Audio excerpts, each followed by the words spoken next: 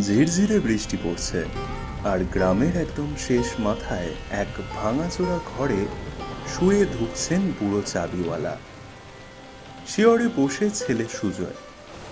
হঠাৎই বুড়ো কাঁপা কাঁপা হাতে বালিশের নিচে থেকে একটা অদ্ভুত কাঠের বাক্স বের করলেন। সুজয়, আরে ও সুজয়, এই বাক্সটা ধর তো।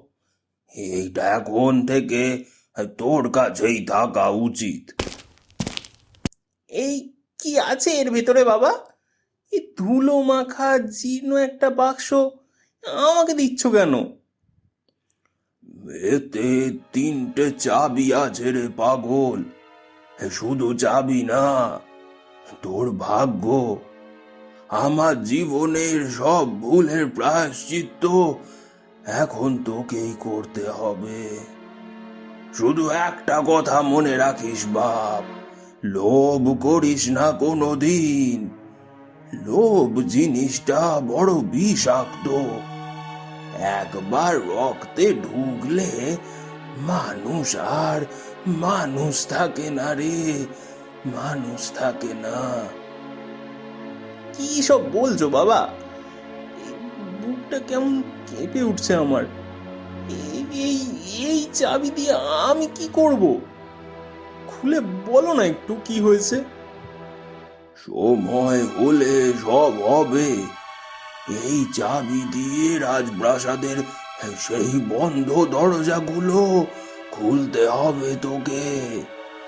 ওগুলো শুধু তালা নয়, মানুষের ভাগ্য লেখা আছে ওখানে। দেরি করিস না, দেরি করিস না, যা।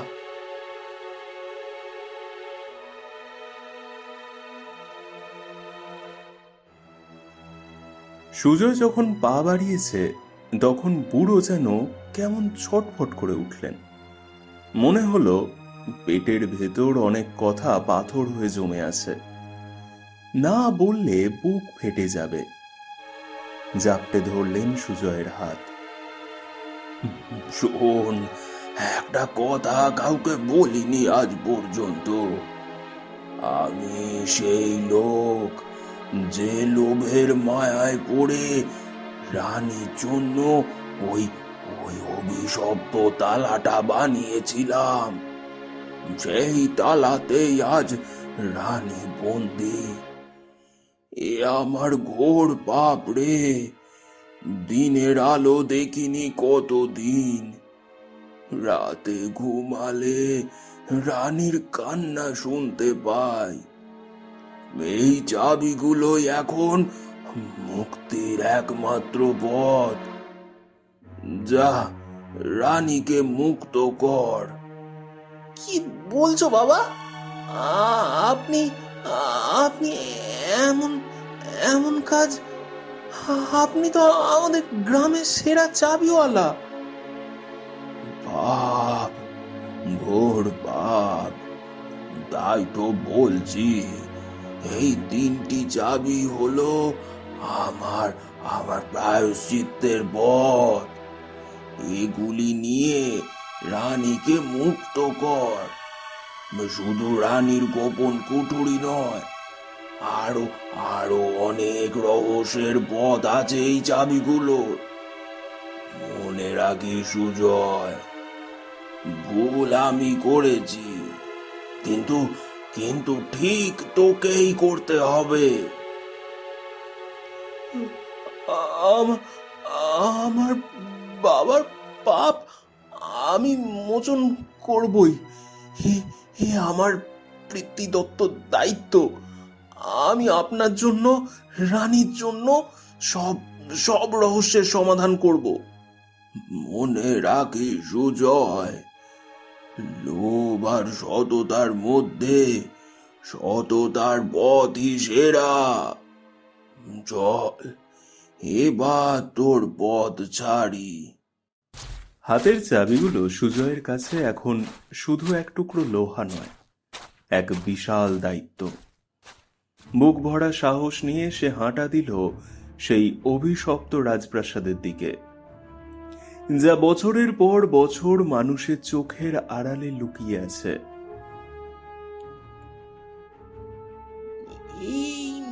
হয় সেই রাজপ্রাসাদ। এত বড় ফটক, বছরের পর বছর বন্ধ। মনে হচ্ছে যেন এক বিশাল কবরস্থান।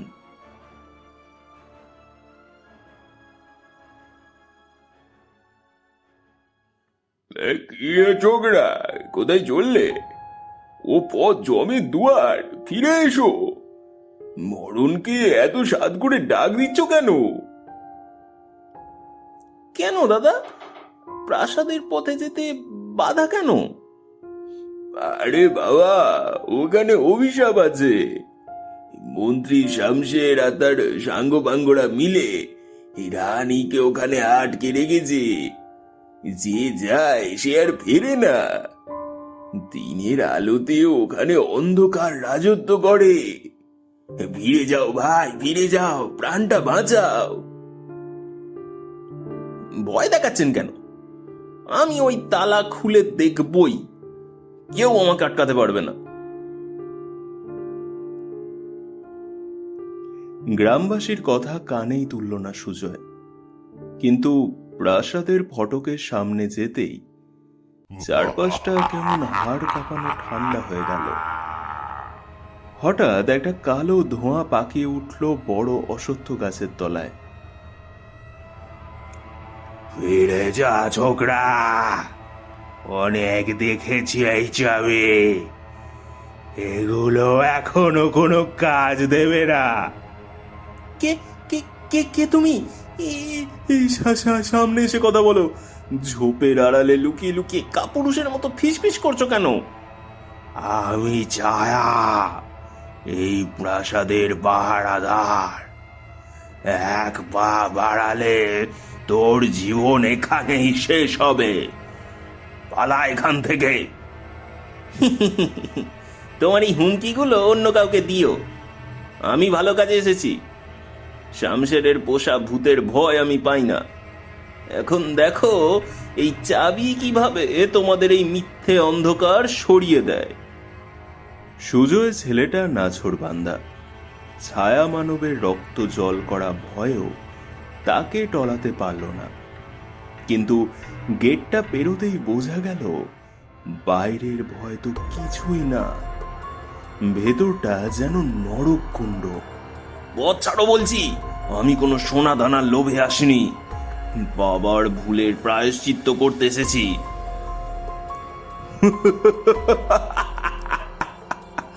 প্রায়শ্চিত্ত? আরে বাবা, তোর বাপও তো এই কথাই বলে ঢুকেছিল। লোভ বড় অদ্ভুত জিনিস যুবক।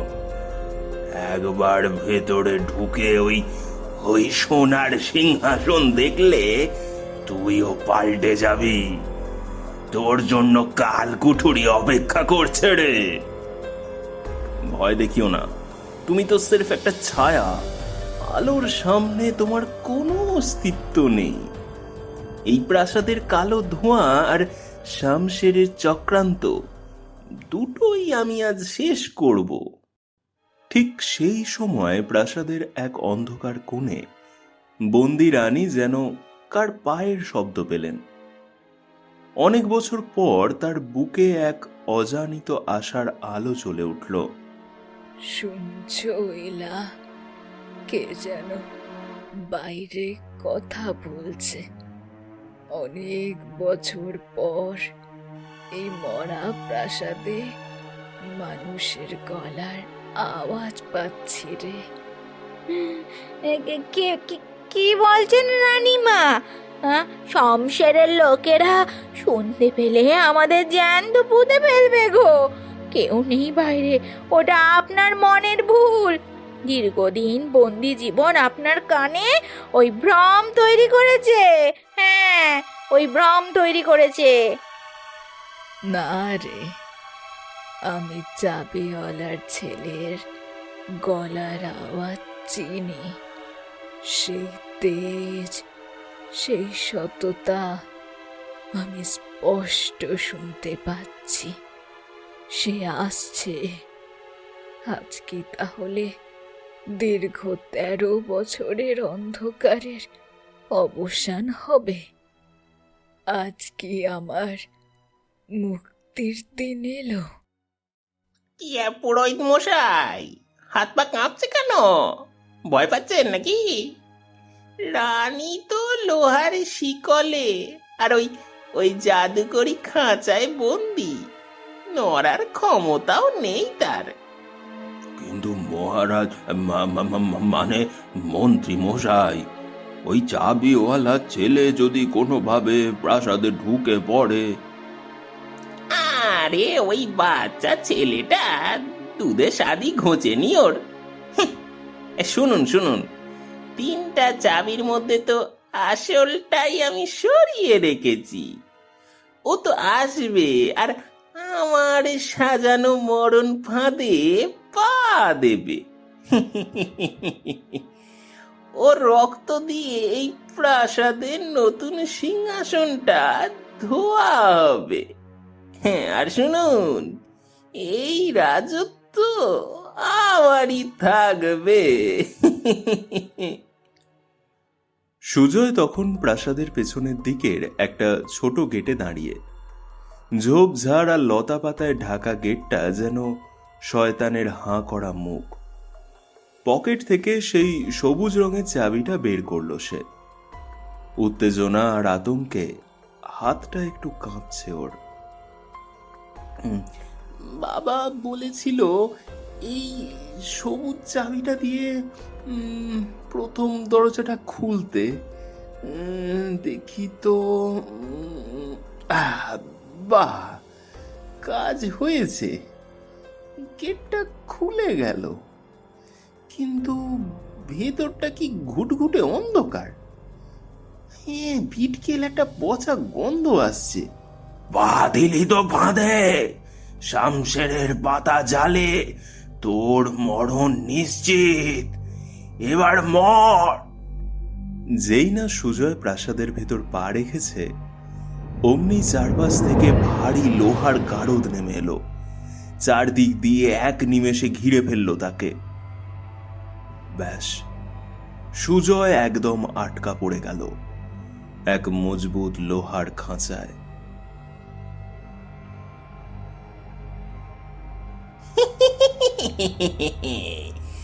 কি হে যুবক, কেমন বুঝছো? আমার প্রাসাদে ঢুকেছো, আবার আবার কিনা রানীকে বাঁচাতে। বড় শখ তোমার। চাবিগুলো এখন আমি নেব, আর তোকে তোকে এই লোহার খাঁচার ভিতরেই পচে মরতে হবে। শামশের, এই ধূর্ত শয়তান, তুই আমার বাবার সাথে বেইমানি করেছিলি, এখন এখন আমার সাথেও করলি। বেইমানি না রে পাগল, কে বলে সিংহাসনের রাজনীতি। যা, এবার এই অন্ধকারের কালকুঠুরিতে বসে বসে তোর বুড়ো বাপের নাম জপকে। সুজয় যখন ওই লোহার খাঁচায় বন্দি হয়ে নিজের ভাগ্যকে আর বোকামিকে দোষ দিচ্ছিল, ঠিক তখনই অন্ধকারে কার যেন চুরির শব্দ শোনা গেল। হঠাৎই অন্ধকারের বুক চিরে খাঁচার সামনে এসে দাঁড়ালেন স্বয়ং রাজকুমারী ইলা। আপনি সুজয়, ওই চাবিওয়ালার ছেলে? কে কে কে কে আপনি? এই অন্ধকারে আমাকে চিনলেন কি করে? আপনি কি এই শামশেরের পাঠানো কেউ? আমি ইলা। আমার মা, অর্থাৎ রানীর মুক্তির জন্য আমি সব করতে পারি। মন্ত্রী শমশের আমাকে একদম বিশ্বাস করে না, প্রতিটা পদক্ষেপ পাহারায় রাখে। আমি অনেক কষ্টে লুকিয়ে এসেছি। আপনার কাছে চাবিগুলো আছে তো? হ্যাঁ, আছে, কিন্তু এই লোহার শিকের ওপার থেকে ওগুলো তো এখন স্রেফ আবর্জনা রাজকুমারী। আমি নিজেই তো খাঁচায় বন্দি। আরে দেখান তো দেখি।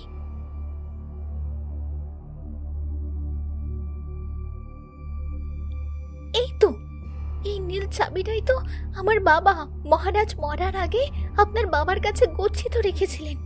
এটা এই কারাগার খোলারই চাবি। নীল চাবির জাদুতে কারাগার থেকে সুজয় মুক্ত, কিন্তু বিপদ কি আর অত সহজে ছাড়তে চায়? ওদিকে রাজপুরোহিত তখন থরথর করে কাঁপতে কাঁপতে মন্ত্রীর কানে বিষ ঢালছে। মন্ত্রী মশাই, সর্বনাশ হয়ে গেছে, আমাদের সব ছক ভেস্তে গেছে মন্ত্রী মশাই। সুজয় তো জেলখানা থেকে হাওয়া, রাজকুমারী তাকে পালাতে সাহায্য করেছে। কি কি ওই ওই ওই ছোট্ট মেয়েটা এত সাহস পেল কোথা থেকে? রাজপুরোহিত, ওই ছায়া মানবকে এখনই পাঠাও এখানে। ওকে বলো সুজয়কে যেখানে পায় যেন জ্যান্ত ছিঁড়ে ফেলে। রক্ত চাই আমার, আজ আজ আর কোনো ভুল করা যাবে না। এখনই যাও রাজপুরোহিত। সুজয় যখন রাজকুমারীর সাথে রানীর গোপন কুঠুরির দিকে ছুটছে, ঠিক মাঝপথেই একরাশ কালো ধোঁয়ার মতো পথ আগলে দাঁড়ালো সেই ভয়ঙ্কর ছায়া মানব। পালাচ্ছিস কোথায় রে ছোকরা? তোর সময় শেষ। শামশেরের হুকুমে তোকে আজ এখানেই কবর দেব। সরাও তোমার এই ধোঁকাবাজি। তুমি তো কেবল এক লোভী শয়তানের কিনা গোলাম। আমি ন্যায়ের পথে আছি। তোমার এই ভুতুড়ে খেলায় আমি ভয় পাই না। বড় মুখ করে কথা বলছিস, স্পর্ধা তো কম নয়। এই দেখ আমার শক্তি। শুরু হলো এক প্রচন্ড ধস্তাধস্তি। ছায়া মানবের বরফ শীতল হাত আর সুজয়ের রক্ত মাংসের লড়াই। কিন্তু সুজয়ের অদম্য জেদ আর সততার তেজে ছায়া মানব যেন কুঁকড়ে যেতে শুরু করলো। সুজয় কোনো মতে তাকে এক ধাক্কায় সরিয়ে দিয়ে দৌড়ে পৌঁছালো রানীর ঘরের বিশাল দরজার সামনে। কিন্তু সেখানে গিয়েই তো মাথায় আকাশ ভেঙে পড়ল। সুজয়, এটাই সেই গোপন কুঠুরি, কিন্তু এটার তালা তো সাধারণ চাবিতে খুলবে না। সেই লাল চাবিটা কোথায়? আপনার বাবা দেয়নি ওটা? বাবা তো আমায় দুটো চাবি দিয়েছিল, লাল চাবির কথা তো কিছু বলেনি। তবে কি বাবা আমাকে পুরোপুরি বিশ্বাস করতে পারেননি? তবে কি শমশের ওটা আগেই চুরি করে নিয়েছে? ও না, যদি লাল চাবি শয়তানের হাতে পড়ে তবে তো মা কোনো দিনও বেরোতে পারবে না। পুরো রাজ্যটাই ধ্বংস হয়ে যাবে। এত দূর এসে হেরে যাব না রাজকুমারী। যদি মন্ত্রী ওটা চুরি করে থাকে তবে তার বুক চিরেই আমি চাবি বের করে আনবো। আমি কথা দিচ্ছি, আমার প্রাণ থাকতে রানীর কোনো ক্ষতি হতে দেব না। দেখলে তো পুরোহিত মশাই, একেই বলে বুদ্ধির খেলা। এই লাল চাবিটাই হলো আসল তুরুপের তাস। লোকে জানে এটা রানীর ঘরের চাবি, কিন্তু আসলে এটা দিয়ে রাজপ্রাসাদের প্রধান ফটক খুলে আমি সেই প্রাচীন শক্তি লাভ করব আর আর এই রাজ্যের একচ্ছত্র অধিপতি হব। আপনি তো আসল বুদ্ধিমান মন্ত্রী মশাই। চোর পালালে বুদ্ধি বাড়ে, আর আপনি তো চোর আসার আগেই বুদ্ধির জাল পেতে রেখেছেন। ওই ছোকরা চাবিওয়ালা তো এখন খাঁচায় বসে নিজের আঙুল চুষছে। লোভ না করলে কি আর দুনিয়াটা জেতা যায় বলুন তো? একদম একদম। চলো এবার ফটকটা খুলে সেই আদিম শক্তিকে জাগিয়ে তুলি। ক্ষমতার গদি আজ আমাকে ডাকছে। বড় ফটকের সামনে গিয়ে যেই না চাবিটা ঘুরিয়েছে শামশের, অমনি মনে হলো যেন নরকের দরজা খুলে গেল। আকাশ ফেটে বজ্রপাত হলো, সারা প্রাসাদ ভূমিকম্পের মতো কাঁপতে শুরু করলো। কি হলো, কি হলো? তালাটা খুলছে না কেন? এ তো সেই চাবি। মন্ত্রী মশাই, শব্দটা কিন্তু ভালো ঠেকছে না। মনে হচ্ছে দেওয়ালের ভেতর থেকে হাজার হাজার হাড়গোড় ভাঙার শব্দ আসছে। কিছু কিছু একটা ভুল হচ্ছে মন্ত্রী মশাই। চুপকার ভিতর দিন, আমি রাজা। হ্যাঁ, বেরিয়ে আসছে ওটা। হ্যাঁ, চারপাশটা এমন ধোঁয়ায় ঢেকে যাচ্ছে কেন? চাবি ঘোরানোর সাথে সাথে ফটক তো খুললই না, উল্টো শামশেরের পাপ আর লোভের প্রতিক্রিয়ায় শত বছরের অভিশপ্ত এক পাথরের দানব জেগে উঠল। তার চোখের মণি আগুনের মতো জ্বলছে। কে আমাকে জাগালে? 1300 বছর পর কার এত স্পর্ধা আছে আমার ঘুম ভাঙায়? যে জাগিয়েছে তাকেই আমি প্রথম সাবার করব। এই লোভী মানুষের রক্ত দিয়ে আমার তৃষ্ণা মেটাবো। ওরে বাবা রে, কি বিপদ! আমি তো সিংহাসন চেয়েছিলাম, এই যমদূতকে তো চাইনি। পালাও পুরোহিত, পালাও, জান বাঁচলে তবে তো রাজ্য। পালাবেন কোথায়? দানবটা তো আমাদের ছায়া মারিয়েই এগোচ্ছে। আমাদের পাপই আমাদের শেষ করলো। ওদিকে প্রাসাদের ভেতর তখন প্রলয় শুরু হয়েছে। সুজয় আর ইলা বুঝতে পারল শামশের নিজের অজান্তেই এক ধ্বংসাত্মক দানবকে মুক্ত করে ফেলেছে। পুরো প্রাসাদ দাসের ঘরের মতো কাঁপছে, দেওয়াল থেকে খসে পড়ছে পাথরের চাই। রাজকুমারী, বাইরে ওটা কিসের গর্জন? মনে হচ্ছে সবকিছু ভেঙে পড়বে। শমশের নিশ্চয়ই ভুল চাবি ব্যবহার করে অভিশপ্ত যমদূতকে জাগিয়ে দিয়েছে। ও না, এখন তো আমরা সবাই শেষ। মাকে বাঁচানোর আগেই সব ধুলোয় মিশে যাবে। আরে রাজকুমারী, দাঁড়ান। এই দেখুন, এই ছোট লাল চাবিটা বাক্সের একদম নিচে কাপড়ের ভাঁজে লুকানো ছিল। আমি এতক্ষণ খেয়ালই করিনি। হায় ভগবান, এটাই তো আসল চাবি। শমশের যেটা চুরি করেছে ওটা তো ছিল নকল চাবি। লোভীদের ধরার জন্য একটা ফাঁদ। বাবা জানতেন চোর ওটাই নেবে। এখন কি করতে হবে? এই চাবি দিয়ে কি রানীকে বাঁচানো যাবে? হ্যাঁ সুজয়, কিন্তু মনে রাখবেন, এটা শক্তির চাবি নয়, এটা ভালোবাসার আর ত্যাগের চাবি। শ্রদ্ধার সাথে রানীর নাম নিয়ে চাবিটা ঘোরাতে হবে। আপনার মন যদি পরিষ্কার থাকে তবে এই তালা খুলবে। পারবেন তো? আমার বাবার জীবনের শেষ স্বপ্ন এটা রাজকুমারী। নিজের সবটুকু দিয়ে আমি চেষ্টা করব। আমি তৈরি। সুজয় যখন কাঁপা কাঁপা হাতে লাল চাবিটা রানীর ঘরের দরজায় লাগালো, তখন এক অলৌকিক নিস্তব্ধতা নেমে এলো। পুরো অন্ধকার কুঠুরিটা এক স্বর্গীয় মিষ্টি আলোয় ভরে গেল। রানীমা, আপনার মুক্তি হোক। এই চাবিটা সোনার নয়, রূপোর নয়। এটা আমার বাবা 13 বছরের অনুশোচনা আর আমাদের ত্যাগের প্রতীক। মা, তোমার ইলা এসেছে। দরজা খুলে গেছে মা, বেরিয়ে এসো। তালাটা কোনো শব্দ ছাড়াই মাখনের মতো খুলে গেল। দরজা ঠেলে বেরিয়ে এলেন রানীমা। তার চেহারায় কোনো আক্ষেপ নেই, শুধু এক অপার্থিব শান্ত মায়া। সুজয়ের চোখে চোখ পড়তেই তিনি যেন গত 13 বছরের সব গল্প পড়ে নিলেন। ইলা, আমার আদরের মা, আর তুমি সুজয়, চাবিওয়ালার ছেলে।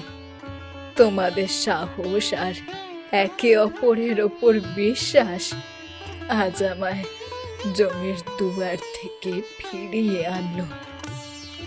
রানীমা, কৃতজ্ঞতা জানাবার সময় নেই। আগে ওই দানবটাকে থামান।